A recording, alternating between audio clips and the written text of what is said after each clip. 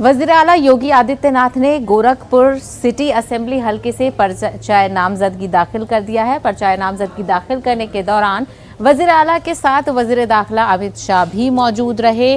और आपको बता दें कि वज़ीर आला योगी आदित्यनाथ को बीजेपी ने गोरखपुर सिटी असेंबली हलके से अपना उम्मीदवार बनाया है। यूपी में 7 मरहलों में असेंबली इंतखाबात हो रहे हैं। गोरखपुर में 6ठे मरहले में 3 मार्च को इंतखाब होंगे।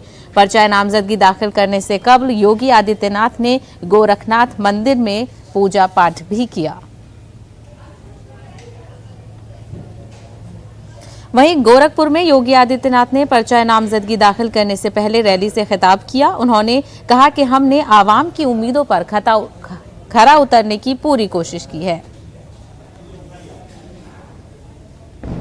भारतीय जनता पार्टी की डबल इंजन की सरकार ने आदरणीय प्रधानमंत्री जी के मार्गदर्शन और उनके नेतृत्व में जीवन के प्रत्येक क्षेत्र में जन अपेक्षाओं पर खरा उतरने का प्रयास किया।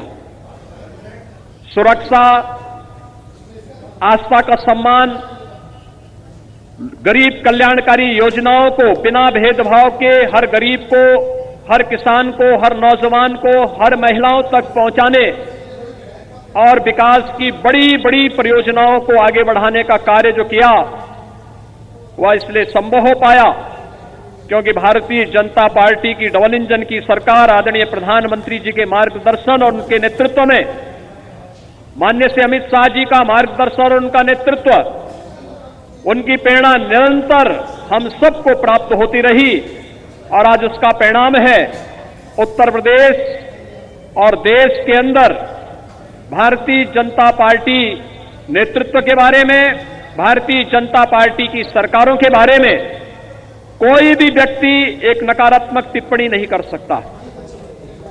राजनीतिक प्रतिद्वंद्विता हो सकती है, राजनीतिक प्रतिशोध हो सकता है, राजनीतिक टिप्पणी हो सकती है, लेकिन गरीब को बिना भेदभाव किसकी योजना का लाभ मिलना, गरीब को मकान मिल जाना, गरीब को शौचालय मिल जाना, हर एक व्यक्ति को बिना भेदभाव के उसकी आस्था का सम्मान हो जाना और हर एक व्यक्ति को सुरक्षा की गारंटी दे देना, ये अपने आप में एक बड़ी बात थी।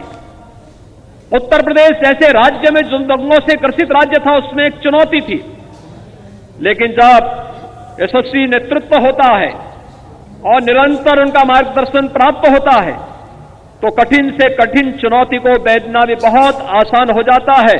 और ये 5 वर्षों के अंदर उत्तर प्रदेश के अंदर भारतीय जनता पार्टी संगठन ने, सरकार ने मिलकर के वही परिणाम आज उत्तर प्रदेश की जनता के सामने